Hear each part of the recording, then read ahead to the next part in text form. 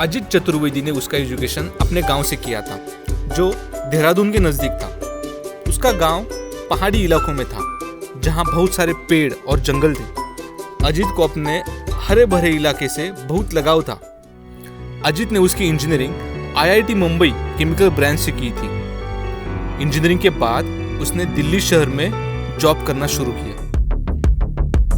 अजित कहता था, शहर में पोल्यूशन की गंदगी और ऑफिस में पॉलिटिक्स की गंदगी। उनके ऑफिस में बहुत पॉलिटिक्स होता था। अजित को बिल्कुल पसंद नहीं था। कंपनी बहुत पुरानी थी और मार्केट लीडर थी। अजित का मैनेजर अजित को बहुत परेशान करता था। अपने दोस्त को अजित कहता, मेरा बॉस चोंदू है, चोंदू, अकल तो कुछ है नहीं, अपनी पोजीशन बनाए रखने के लिए कुछ भी करेगा, कंपनी जाए भाड़ में। जब जब अजित को परेशानी होती तब तब अजित यही सोचता कि इनके नीचे काम करने से अच्छा तो मैं खुद का बिजनेस ही शुरू कर दूं। एक दिन आया जब अजित को ऑफिस में बहुत ही ज्यादा परेशान किया गया। उसने अपने फ्यूचर के बारे में बिना कुछ सोचे जॉब छोड़ दिया। जो भी है देख लेंगे। बॉस ने कहा, तू जैसे भूत देखे है, 2 साल बाद फिर से कॉल करते हैं जॉब के लिए। 1.5 लाख महीने की नौकरी छोड़ के जा रहा है तू, दुनिया क्या कहेगी। जैसे ही अजित ने जॉब छोड़ा, अजित के घर वाले बोले, तुमने इतना बड़ा फैसला अकेले में कैसे लिया? अजित ने कहा, चिंता मत करो, मैं कुछ कर लूंगा। पिताजी बोले, कर लूंगा मतलब क्या करोगे?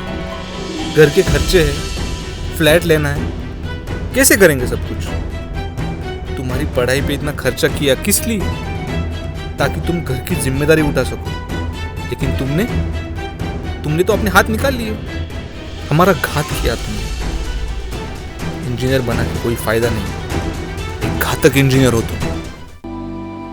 जिस शहर में अजित काम कर रहा था, दिल्ली, वहां से कुछ ही दूर 2 धार्मिक क्षेत्र थे और 2 विख्यात मंदिर थे। अजित एक दिन इन मंदिरों के दर्शन के लिए चला गया। यहाँ उसने ये देखा कि लोग दर्शन के लिए नारियल, फूल, माला आदि चीजें भगवान के लिए खरीद रहे हैं। एक आश्चर्यजनक बात उसे पता चली। लोग जो नारियल भगवान को दे रहे थे, वही नारियल मंदिर फिर से दुकानदारों को बेच रहा था।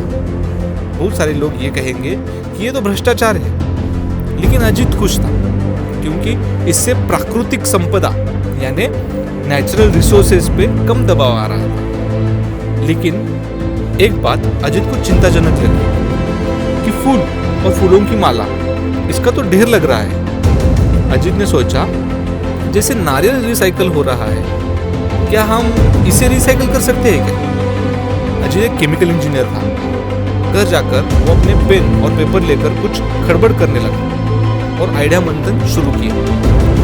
सबसे पहले अजित ने अपने 2 दोस्तों से इस आइडिया के बारे में कहा। उन्होंने ये आइडिया इतनी इंस्पायरिंग लगी कि उन्होंने एक दिन में अपना जॉब छोड़ दिया और अजित के साथ कंपनी में जुड़ गए। अजित ने घर में बता दिया कि वो कचरे का बिजनेस करने जा रहा है। अजित की माँ जोर जोर से रोने लगी। अजित के पिताजी ने कहा, यही दिन देखने के लिए तुझे पाल पोस कर बड़ा किया हमने। घर वालों ने अजित से बात करना बंद कर दिया। मोहल्ले वाले जो पहले उसके आगे पीछे घूमते थे, अचानक से उनके बर्ताव में भी बदल दिखने लगा। अजित को ऐसे लगने लगा कि बिजनेस शुरू करना यानी रेप या मर्डर से गंभीर अपराध है। एक दिन जब वो घर आ रहा था, तब एक छोटा बच्चा खेल रहा था। अजित ने उसकी बॉल पास कर दी। बच्चा बोला, थैंक यू घातक इंजीनियर। अजित बोला, ये किसने बताया? लड़का बोला, सारा मोहल्ला यही बोलता है। बच्चे के शब्द सुनकर अजित के रोंगटे खड़े हो गए। अब तो उसे पूरी तरह से बहिष्कृत कर दिया गया था। अजित को अब निर्णय लेना था। बहुत सोचने के बाद अजित ने तय किया, घर वालों और लोगों से विरोध किया तो बात और बिगड़ जाएगी। उसने सारे दुर्विचारों को रिजेक्ट कर दिया, काम की तरफ फोकस किया। अगले कुछ ही दिनों में अजित फूलों से अगरबत्ती बनाने का फॉर्मूला लेके आया, जहां सूखे फूलों से अगरबत्ती की मैन्युफैक्चरिंग हो सके। उसने OLX से एक पुरानी अगरबत्ती मैन्युफैक्चरिंग मशीन मंगाई, उसका सेटअप किया। उसने उस मशीन में कुछ चेंजेस किए और एक पायलट लेवल पे मैन्युफैक्चरिंग की। ये मैन्युफैक्चरिंग सक्सेसफुल रही। अजित ने अपने दोस्तों को कॉल किया और कहा, पहला जुगाड़ काम कर चुका है। जब अजित ने इस प्रोजेक्ट के लिए जगह ढूंढना शुरू किया, तब उसे जगह देने के लिए कोई तैयार नहीं था। जगह के मालिक कहते थे, शहर का कचरा मेरे जगह पर?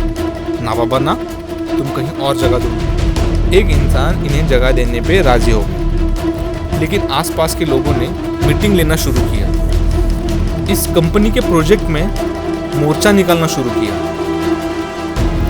घातक इंजीनियर का निषेध रहे, घातक इंजीनियर का निषेध रहे। मोर्चे में घातक इंजीनियर का निषेध ऐसे पोस्टर्स लगे।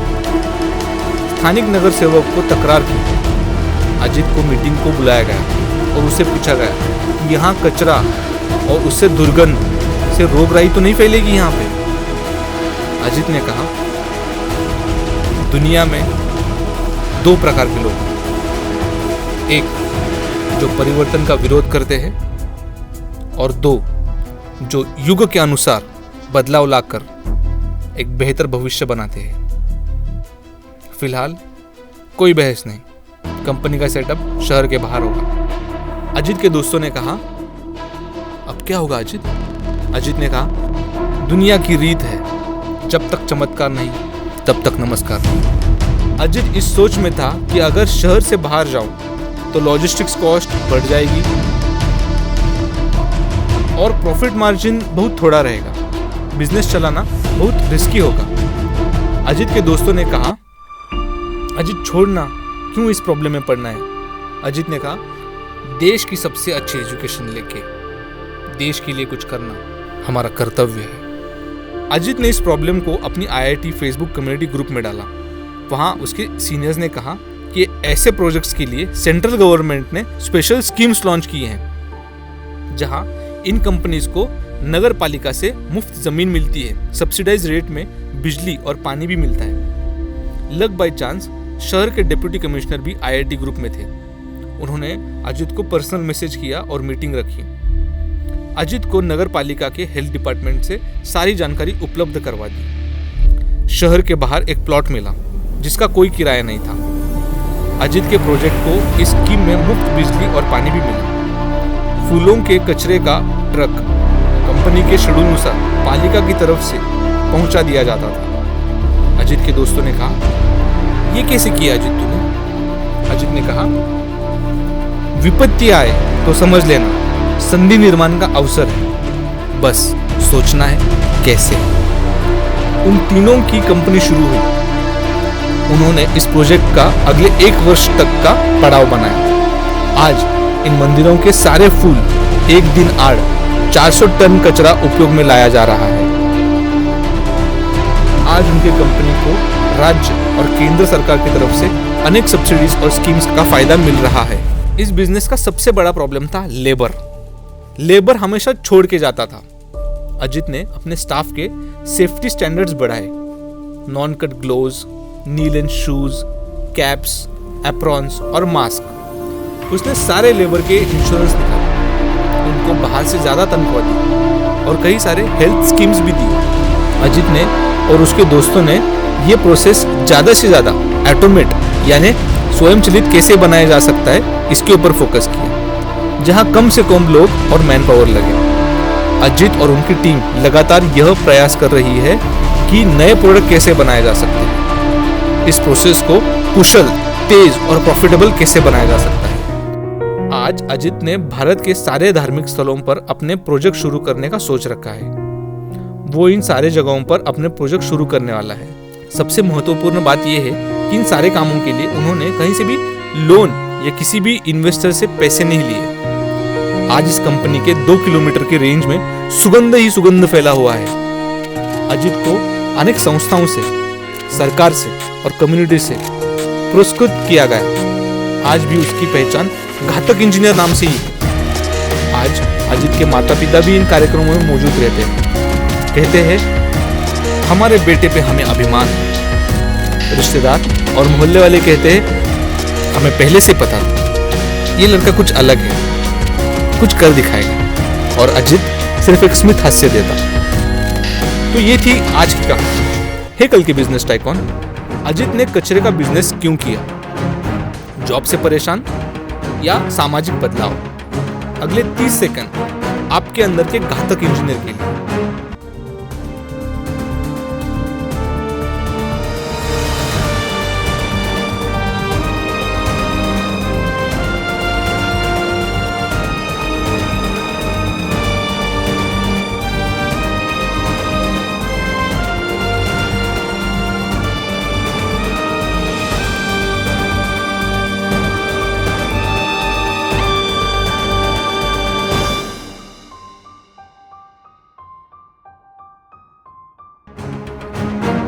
सही जवाब है सामाजिक बदलाव यानी इम्पैक्ट। पर्यावरण पे परिणाम की जिम्मेदारी लेना भी एक बिजनेसमैन का कर्तव्य है।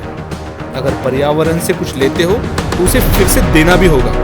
बचपन से पर्यावरण से प्यार था, उस विषय में कुछ काम करना उसकी इच्छा थी। जॉब की परेशानी एक बहाना बन गया। आगे भी एक्साइटिंग कहानियां लेकर आऊंगा। आज भारत के इंजीनियर और वैज्ञानिक पूरे विश्व में अव्वल जगहों पर कार्यरत हैं।